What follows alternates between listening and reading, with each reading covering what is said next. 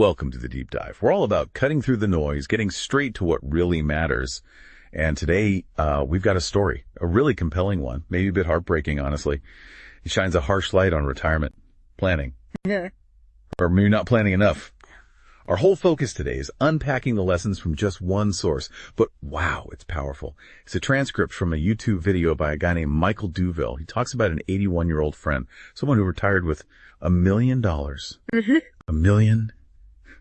And now he's struggling badly. And a big part of why comes down to what he thought was being, conservative. Okay, let's unpack this. Yeah, and what's fascinating here is how this one very personal story, it just blows up into these huge universal questions for basically all of us, right? It's not just about one person's choices. It's really a case study in, financial planning, how we think about risk and maybe confronting some assumptions we don't even realize we have about the future, especially how long we'll be around. And when we say struggling, I mean, it's serious. Duville says his friend at 81 is flat out broke. He's working again, 36 hours a week, just paying for rent and electricity. Just imagine that for a second. 81 years old, working almost full time just for the basics. It's, pretty grim. It really is grim. And this raises an important question, doesn't it? That contrast. Having $1 million, which sounds like so much security, and then ending up with, $1,000 to his name? No reserves, nothing. It's stark. It just powerfully shows the kind of strain that happens when, frankly, you live a lot longer than you thought you would. Duville says he needs another $3,000 a month just to break even. That's a huge gap. Yeah, a huge gap. And Duville points out he hasn't got that luxury. The luxury for things maybe other people his age need, like hip replacements, knee surgery, right. Things like that. It just makes you think, how does someone start retirement with $1 million and end up here? What went wrong? That's the $1 million question, isn't it? And it really circles back to his planning or maybe his assumptions about his own lifespan.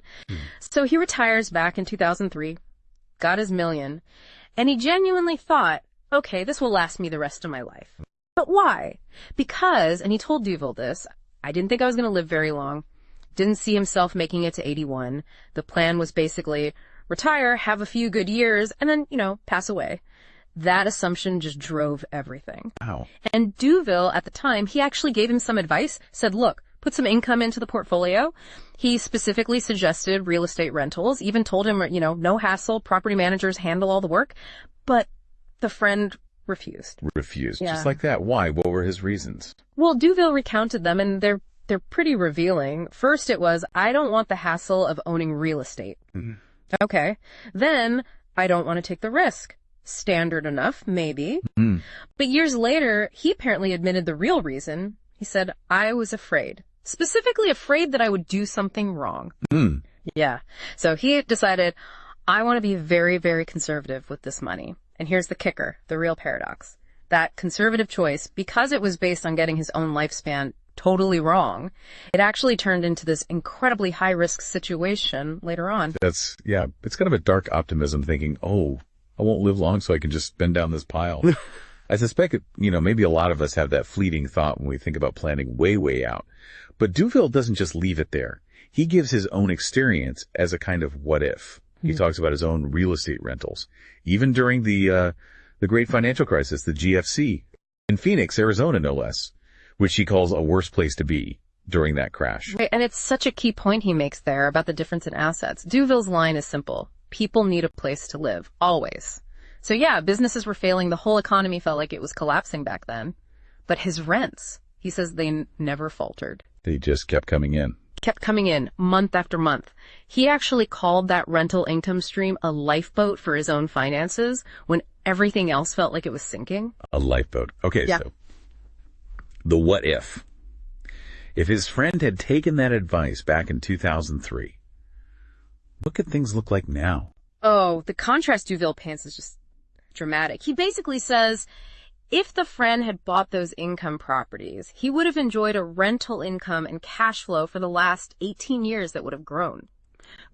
Even through the crisis. Yeah. Duville insists that even during the GFC, rents kept going up. It's surprising, but basic needs, right? So the hypothetical outcome, it's pretty staggering. After 18 years, that friend would have had an income that would have doubled, maybe tripled since 2003. Doubled or tripled income. And that's just the income. On top of that, the property values themselves, it would have more than recovered, probably doubled from 2003 prices. So you connect the dots. Instead of being 81 years old and broke, Could be. 81 years old and a multimillionaire. That's Duville's conclusion. It just perfectly illustrates that difference, Market value risk, that goes up and down. But income stability, especially from something essential like housing, that can be incredibly resilient. Wow. Multi-millionaire instead of broke. Yeah. That's a tough pill to swallow, imagining that alternate reality. And Duville makes the point, this isn't some freak occurrence. He says this situation happens all the time. Mm-hmm. His advice, especially for baby boomers, but really anyone thinking long term, is pretty straightforward. Get at least 2 rentals in your portfolio. Better yet, he says, 10 or more. So, what does this all mean? What should we take away from this really sobering story? Yeah, I think if we connect this to the bigger picture, there are some really crucial takeaways here for everyone listening. First, obviously, the huge importance of planning for a long life. Seriously planning for it, even if you feel great now or don't expect it. Longevity risk is real, and maybe we underestimate it. Yeah. Second, how fear, even if it's dressed up as wanting to be conservative, how it can lead to really terrible outcomes if it stops you making, calculated risks that generate income. Right. Inaction as a risk itself. Exactly. And finally, it just underscores the value of looking seriously at income-generating assets. Things like rentals, that they can be such a vital part of a long-term plan, especially as a hedge against, market swings and just the basic need for cash flow when you're not working anymore. It really is a powerful story. That arc from $1 million thinking retirement sorted to being 81 and working just to cover the bills.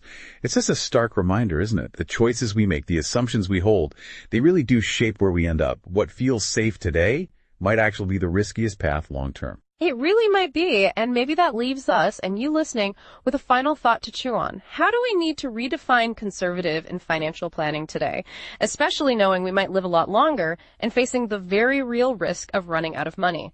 What does safest truly mean now? Is it avoiding all risk? Or is it maybe strategically taking on certain types of risk, like income generation, to protect against an even bigger one down the road? Something to think about.